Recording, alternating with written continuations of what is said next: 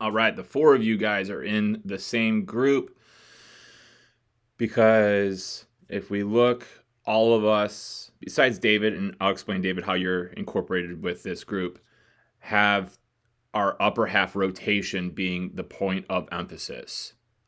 David, yours is the external rotation range of motion in your throwing arm, but that's going to go hand in hand with how our upper half is rotating. Okay.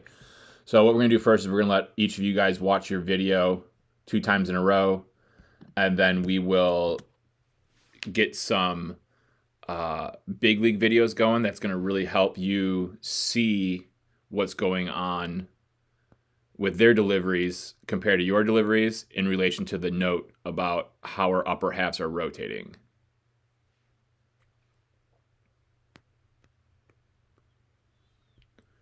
All right, so Makai will take that back for a second time through for you here.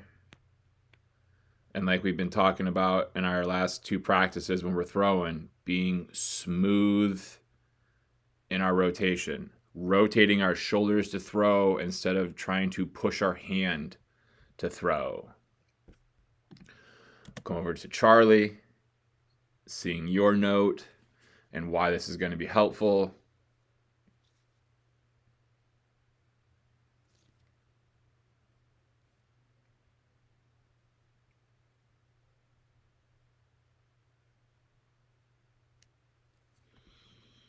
We bring this back to the start and just kind of watch how your shoulders aren't rotating forward. They're kind of just spinning in place. Just not very powerful, not going to be good for arm health or arm power. Come over to Adam, and we can just watch how we are rotating our upper half and what that looks like before we ultimately get some big league videos up to help us really drive home the point of what we're looking for when it comes time for our body's rotational movements to get our arm to throw the baseball out in front. There's much of our energy going in that same out in front direction, accelerating our pitch out and down that mound. I can't remember if we've already watched it twice or not because I got distracted by my weird neighbor. So I'll play it one more time just in case I've only played it once. And then we'll get finally to David now. And again, like I said, David, your big thing is going to be wanting to work on our external rotations, range of motion, which is just going to come in the form of doing stretches every day with our arm. And then once our arm does get better external range of motion, we'll also be able to have better rotation through the end of our throw here. And again, I'll use big league videos to illustrate this once we get done with this here.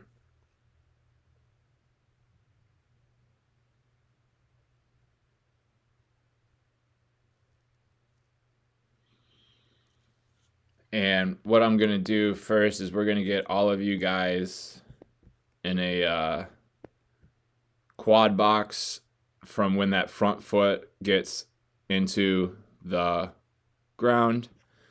And we're going to be using just our side view video.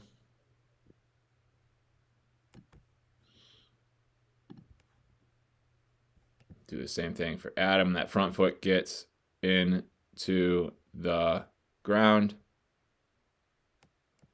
for that side view.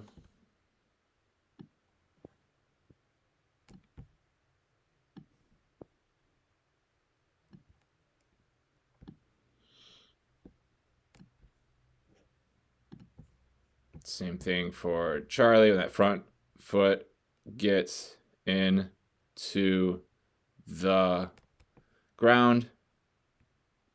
We'll pause it there and focusing on the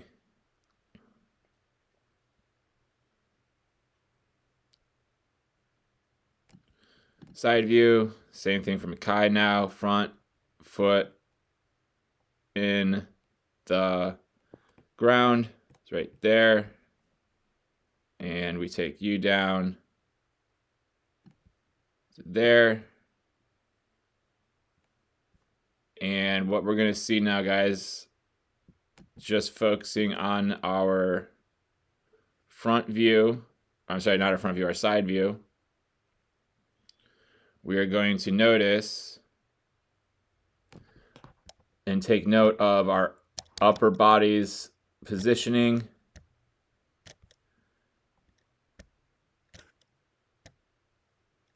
And then I want us to note real quick, Charlie, how your upper body is like leaning backwards. One, your shoulders are starting to open here, and you're tilting backwards, which is setting the angle of which you're going to rotate, which is not going to be forward.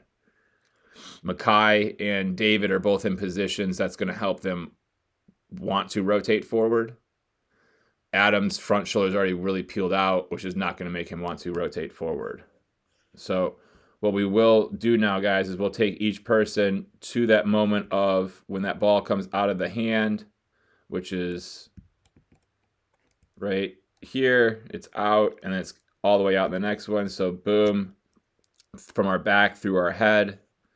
We come over to Makai. We do the same thing. We get Makai to release. Ball's out through the head.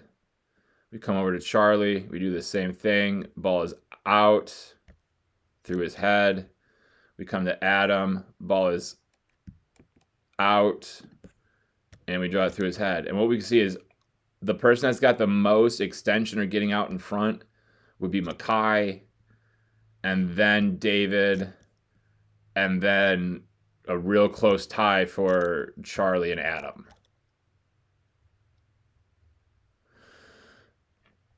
When we pull up these big leaguers here, there's 4 of you guys, so I'll get 4 of them. Let's go with Jack Flaherty, who you guys know. Let's go with Ben Joyce, who you guys should all know. I'm trying to find names that we all should be familiar with. Garrett Cole, we should all be familiar with. Blake Snell, but that's not the... we'll put Blake Snell up there as well. Okay, so we will now play Garrett Cole. We'll keep all your 4 angles up there, and we'll just make sure that Garrett Cole's angles get put in the middle. So we'll pause him, and that front foot hits the ground. Bam. Take it back 1 frame or so. So right there. Slide him here, so that way we can draw our straight line right here. Pull him back a little bit so he's on that more. Boom. And then we'll get him to proceed to his release, noticing that his upper body is rotating forward out in front, and that ball is out of his hand in these frames here. So we'll just keep it right there. We'll draw that line through his back, through his head, and we can see just how much he's able to get out in front and down with his pitch, accelerating energy forward. Let's pull the next guy up, Ben Joyce. We'll take him through the same things. We will pause it. Once his front foot gets in the ground, we'll get him to that same straight vertical line that we had Garrett Cole at. Bam, front foot's in the ground. We'll slide him over. There's that line going right through his center of his body. We proceed Ben Joyce to his release. Ball is out somewhere in between these frames here. So we'll just keep it at this one. And we'll draw that line right there through his head. And it's almost identical to Garrett Cole. Let's then pull up Flaherty. We'll do the same thing with him.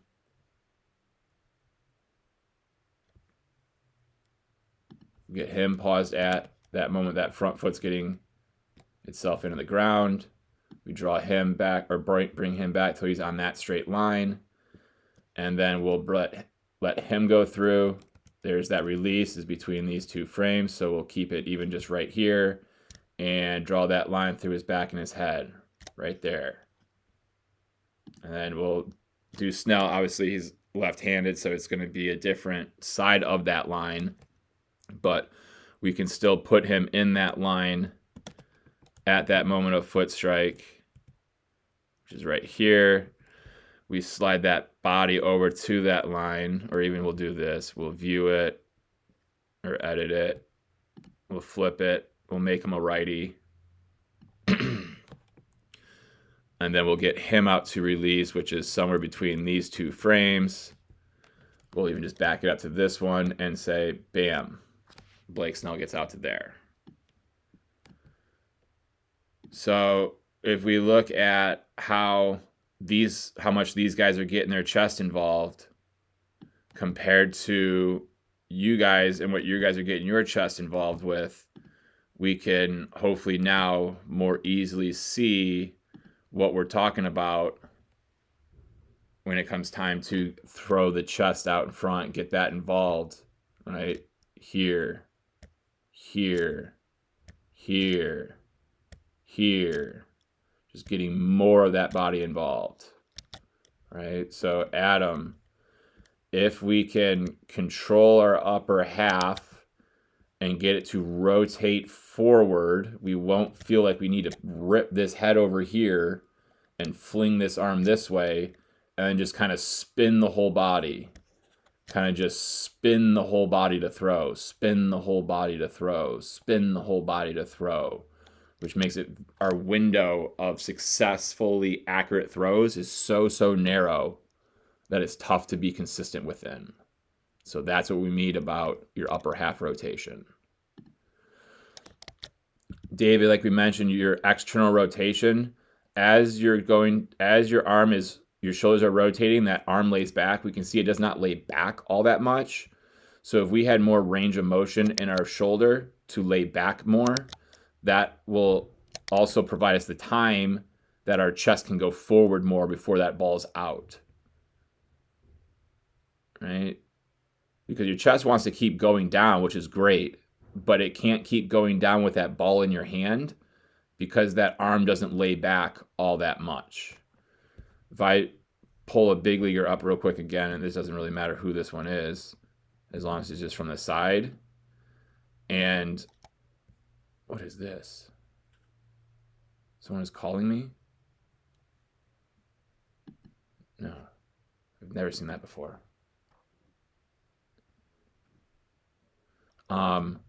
We watched Dylan Cease as he comes through. It might not be the easiest because of the color, but we need to see how much that is laying back. What is this? Who is this?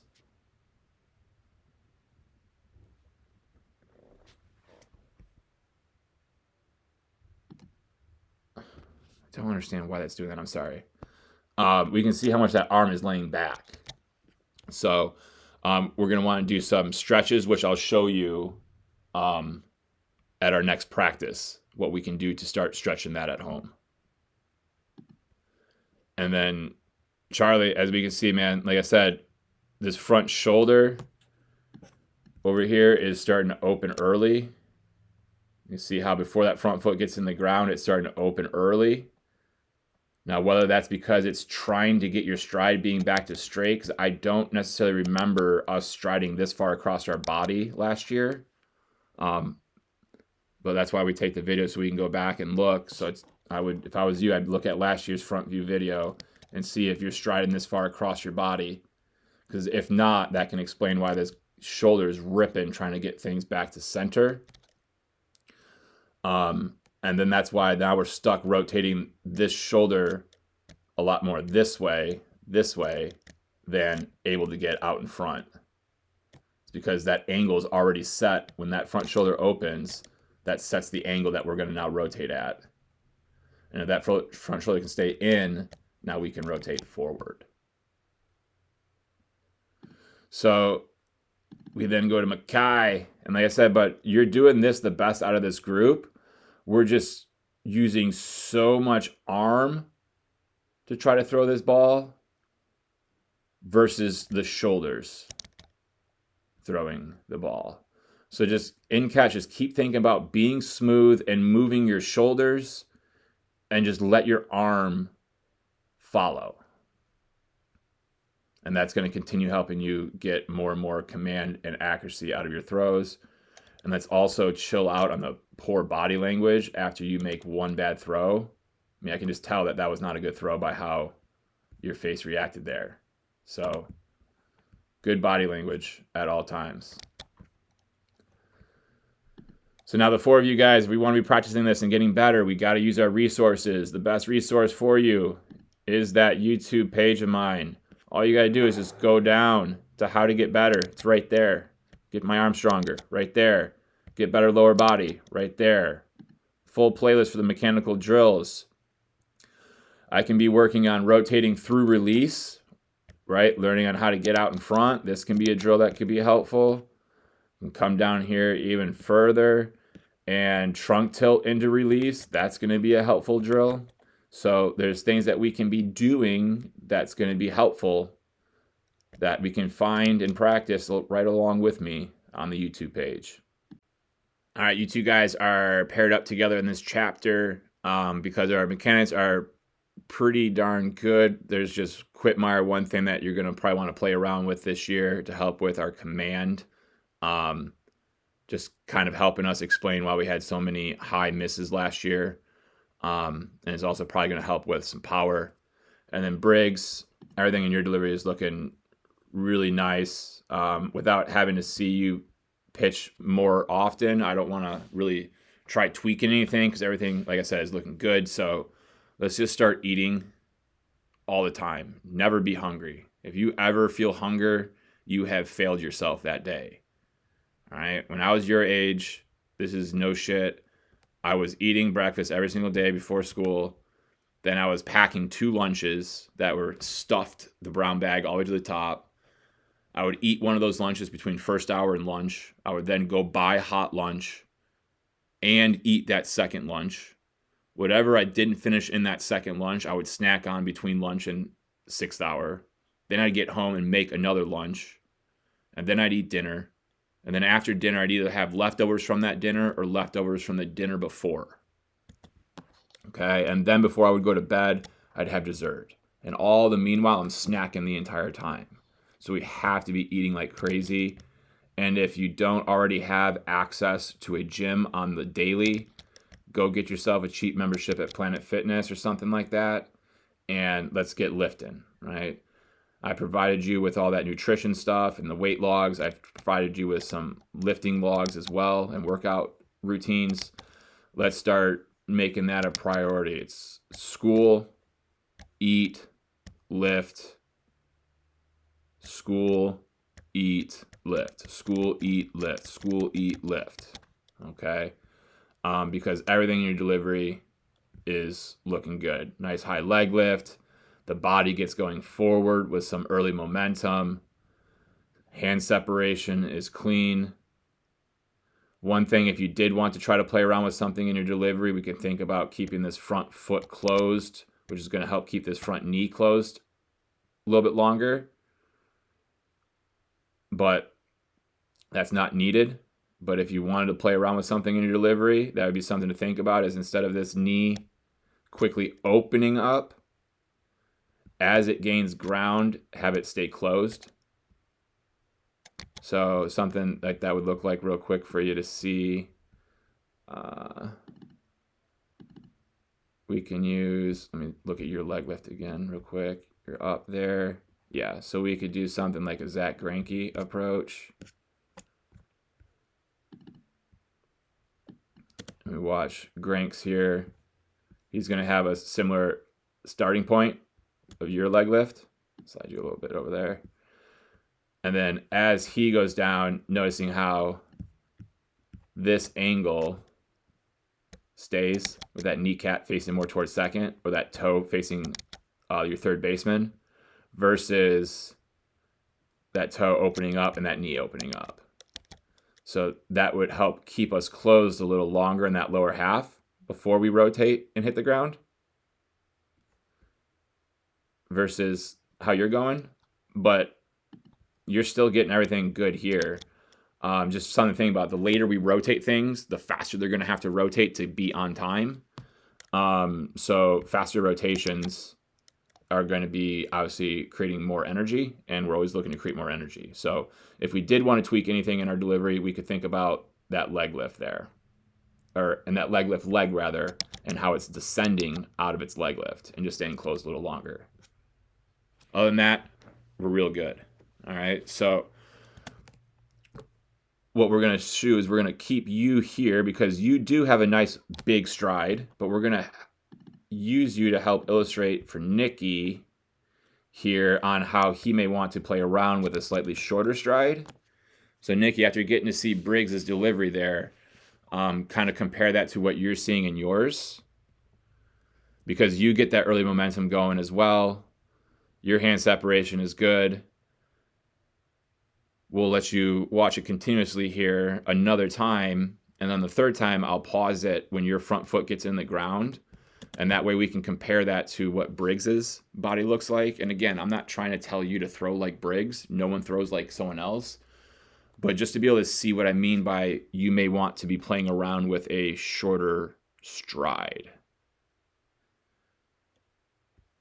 So take you back to the top and pause you at that moment of foot strike. We'll be right there when the weight gets in. So we can just see your lower body is the same exact like positioning as Briggs. Right? If I did that so I could bring you up a little bit higher, it looks almost the same as Briggs there. However, what we can notice is Briggs is still somewhat like connected to this pitching rubber when that front foot's getting into the ground, versus you, because I think you're really trying to reach that stride out there. By the time you get that front foot in the ground, we're a little bit more off. And not saying there's anything wrong with this. And that's why I don't say that you have to get a shorter stride, but you may want to play around with it to see what you feel different. Because I just feel like right here, we're so far spread apart from one another before really even accelerating that body. And I feel like because this foot's already out here, it just kind of has to get put down there, rather than we see Briggs, his foot's reaching out there, and then it gets to kind of continue to go out there, right? That reach of his isn't as extreme because he can keep going with it a little bit more after. So that's why you two guys were paired up here, was just to be able to kind of see how we have very similar positions that we get to at this moment of foot strike. It's just, Nikki, it looks like maybe your stride is just a little bit too big. So maybe we play around with trying to get it just to be a little bit shorter. That could also explain why when you are throwing, we get this kind of aggressive tilt to the side, and then this finish that's often taking us backwards. See, like this one is really taking us backwards. It could be just because we're so far out here, it's tough for us to get out in front beyond that.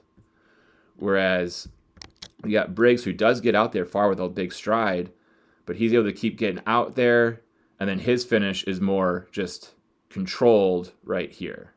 Obviously, I'm not a big fan of the falling backwards. More energy coming through, like he did here. Letting that thing finish all the way through, all the way through. Good over here, not so much over here. But the both of you guys' deliveries are pretty darn clean. So we can be thinking about our stride while we're playing catch and just trying to over-exaggerate it to be shorter than you feel comfortable, so that when you hop up on the mound and it's ultimately not as short as before, but definitely way longer than in catch, we're seeing some progression. If we want to have better control over how far we're reaching that front leg out, Nikki, we can be working on front leg rotation drills. If we want to work on keeping our front leg closed as we go down the mound, Briggs, we can do the slide pad movement drill. But for the most part, your guys' drill is just kind of mentally forcing yourself to do something different than you normally do. All right, Charles, we're going to let your video play here 2 times in a row for you to take a look at and then kind of compare that to the note. And then after you get done watching it twice, we will revisit the note with some big league examples to really drive home the point, and then come back to your video to help you see the differences between those 2 things before we ultimately show you how we can start to work on this at home to get more confidence.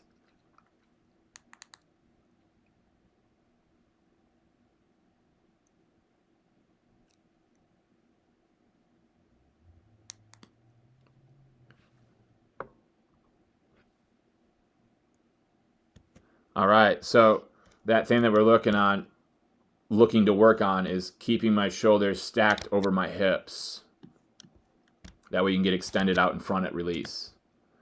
So what we're going to do is we're going to pause this at the top of the leg lift. Bam. And we're in a great position. High leg lift, relaxed hands, eyes on the target. Shoulders stacked above the hips.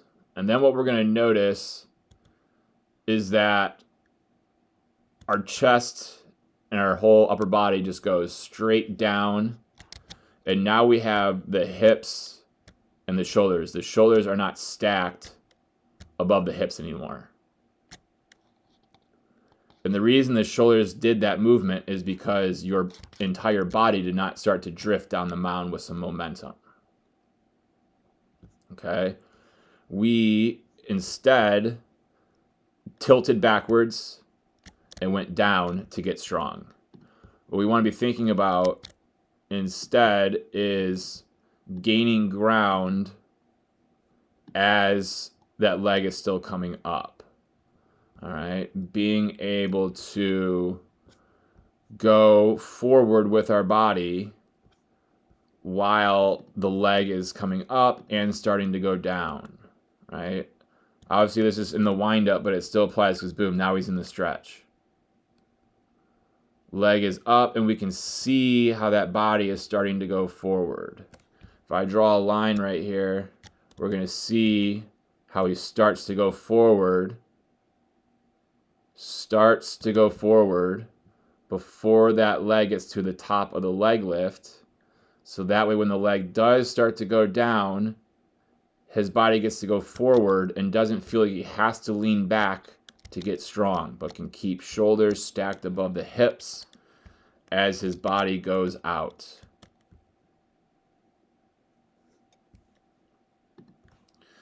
And because your body during the leg lift is not gaining any ground really towards the target, and we're just mostly going down, down, down, down, down, and now we're going to go out, out, out, out, out, your body has no energy or momentum towards the target, so it has no power. So your body does what it can only do to try to create power, which is that lean it back.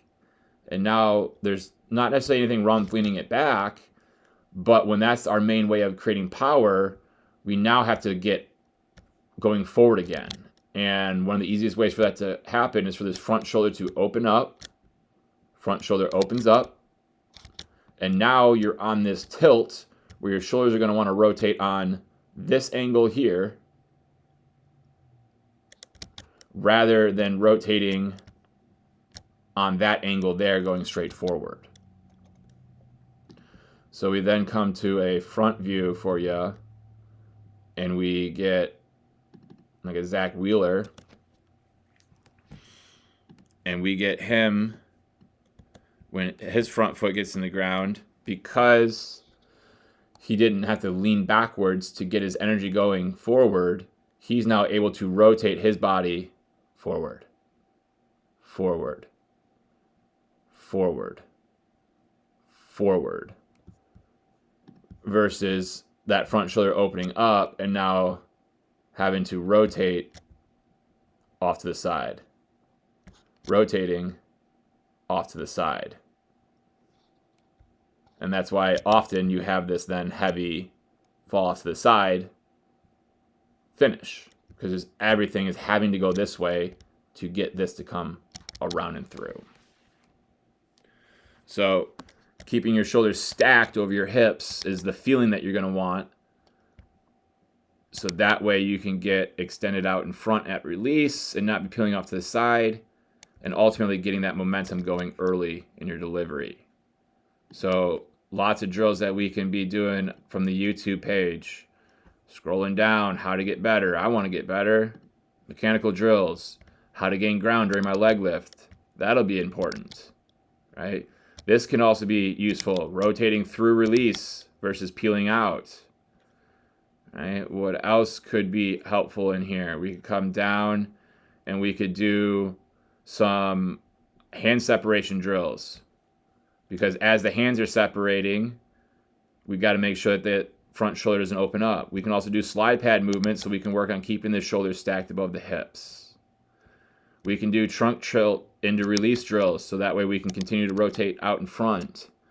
So now that we've gotten this video breakdown, on the days that we got hitting for an hour, you now have that hour to do mobility stuff with your lower half, which is right here in this playlist here, mobility, stability, and balance.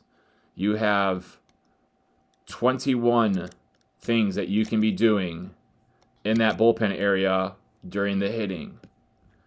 You have all of the arm care, 57 videos. All of the stuff that's here, all of those resources are at the facility as well, right? We got all of those drills, and we got all of the free weights. So that means the rest of the time when we have those pitching sessions, that whole hour you can spend doing stuff that's quality work, and you're there the whole time now, right? Whether it's I'm doing 10 minutes of arm care, then I'm doing 10 minutes of mobility, and then I'm doing 30 minutes of a lift, and then I finish with 10 minutes of drills for my mechanics. That whole hour can very easily be filled up if we want to get better and we use our resources to help us do so. Lucca, we're going to have your video play 2 times in a row here after you take a look at the note. After you watch it the 2 times, we will get a big league video up or 2 to highlight what we're talking about in the note before we then revisit your video to really help drive home that point. And then we will talk about things that we can be doing to start working on this at home to make our improvements.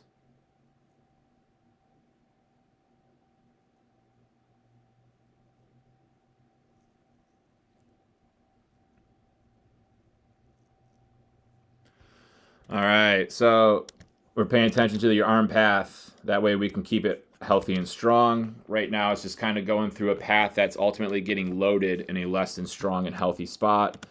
So let's just take note of the hand. Up until this point, we're great. At this point in time, we're just going to start to do some weird stuff. That one first weird thing is we're going to start to bend our elbow in. We bend the elbow in, and now the hand is next to the elbow, and then it gets loaded. Instead of our hand loading like this,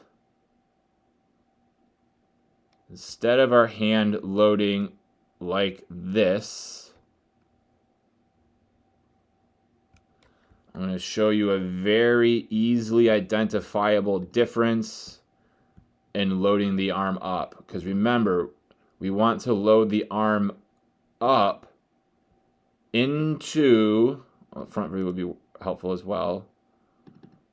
We want to load the front arm up, but into our back muscles. Okay? Into our back muscles, which if I get, I should have done alphabetical. Ben Joyce would be the very extreme example because his arm alignment as it begins to load is very similar to yours. So we watch it in full speed. And then I'll pause it when we start to get to similar spot as you, where the ball falls out, and boom, right there. Bring that there. We don't worry about Wheeler quite yet.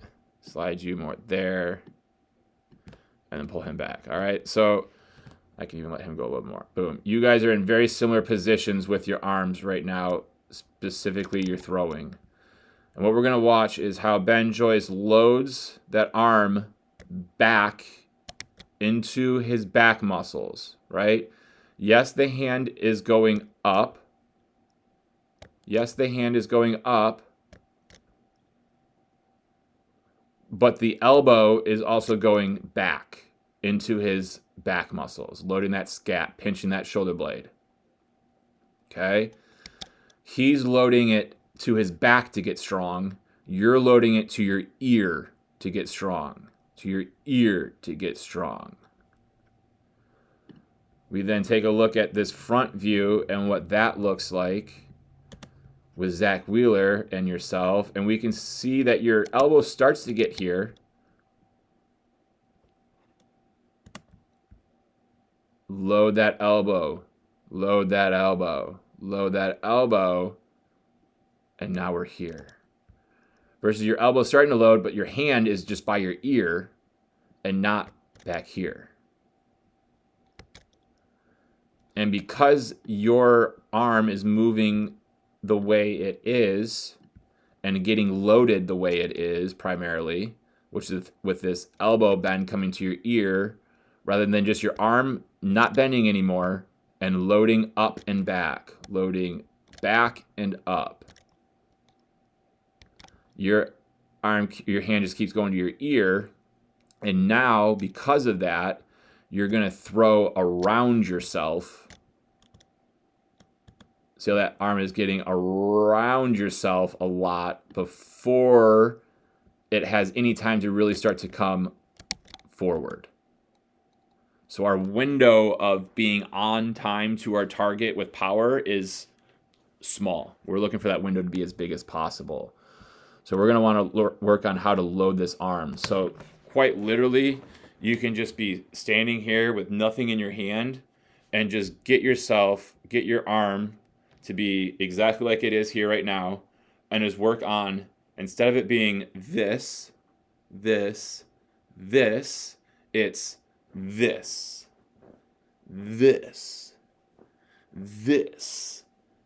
not this, but up and back, hand up and back, up and back, up and back, versus to my ear, because now it's got to go around your body.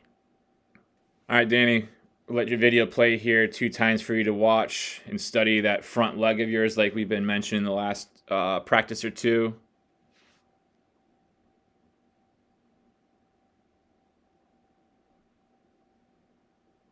And just notice how much it's bending, how much it's wobbling, and how much it's continuing to have your body want to go forward after versus being able to rotate through release.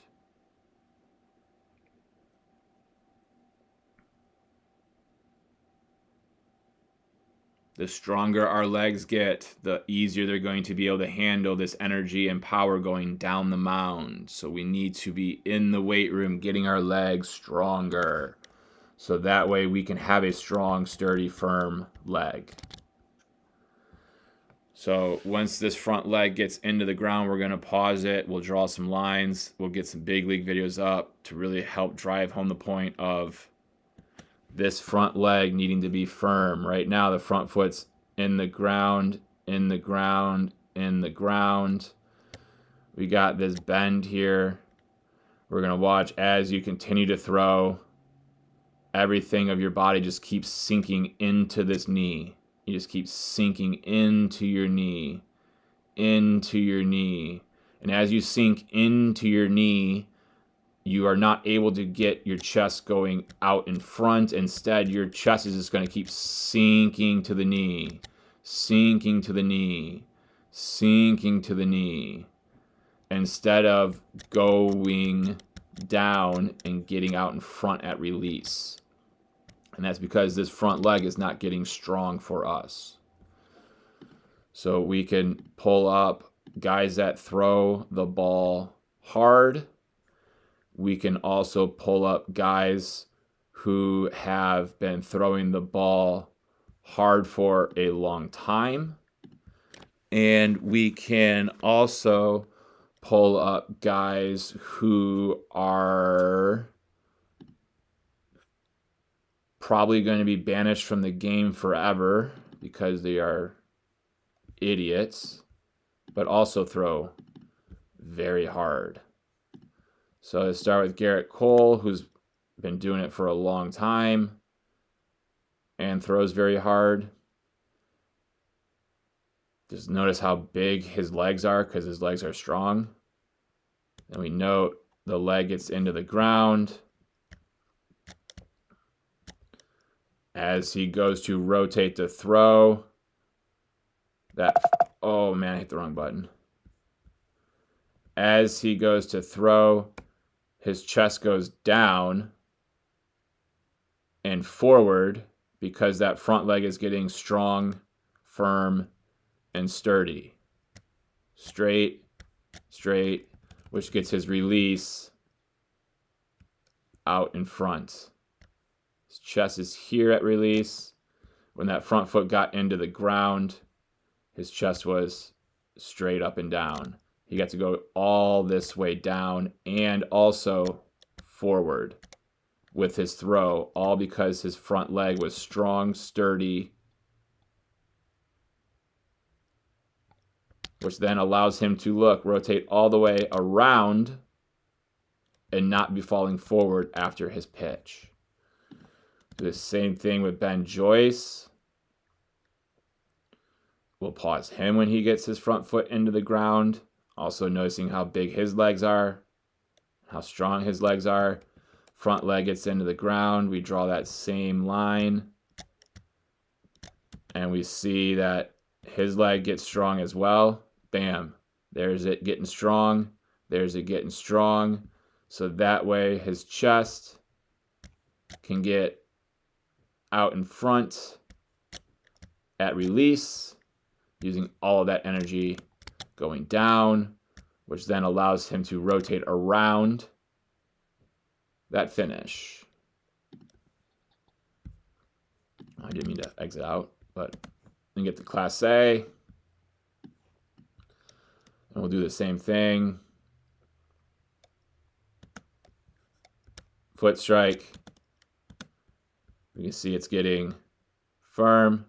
It's getting strong. So that way his chest can get out in front at release. So we can also finish around our throw versus this staying put and not getting strong, and that then forcing us to fall forward and also preventing us from being able to release the ball out in front. Another thing I did not note, but also goes into the point of why we're struggling to get out in front, is because your body is not going during your leg lift.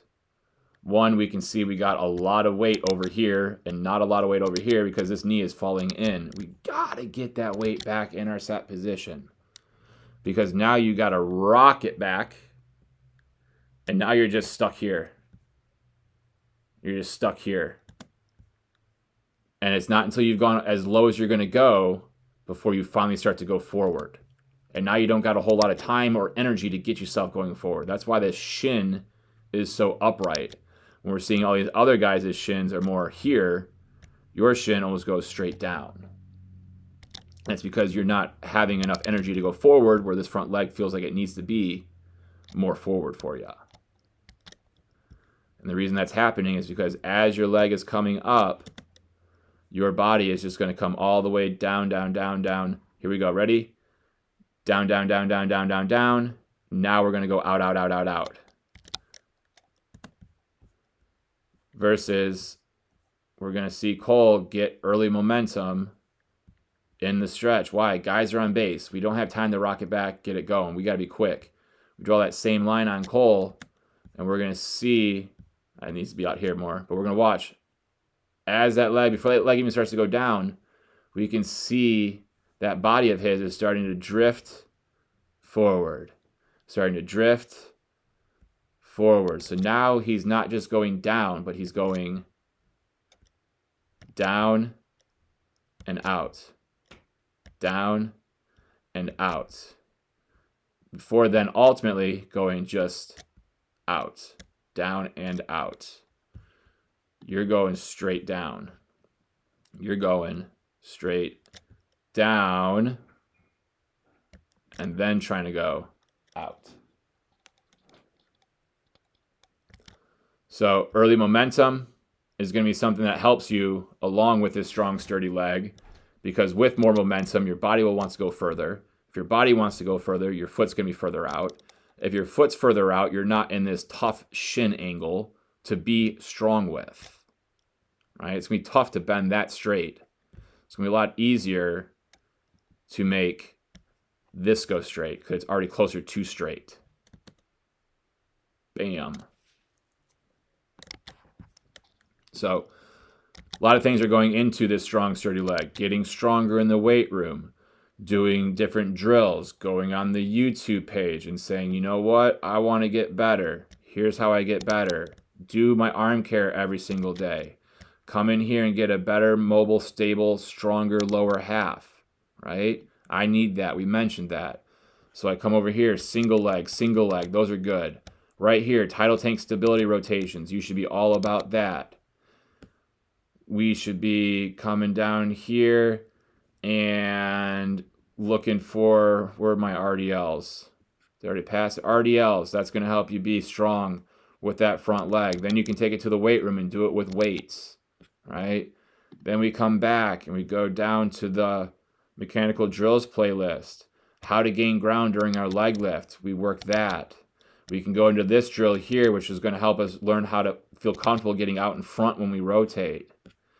We got other drills that we can do that's going to help us want to be comfortable rotating out in front. So use our resources. Use this YouTube page. There's so much good stuff on here for us to get better with.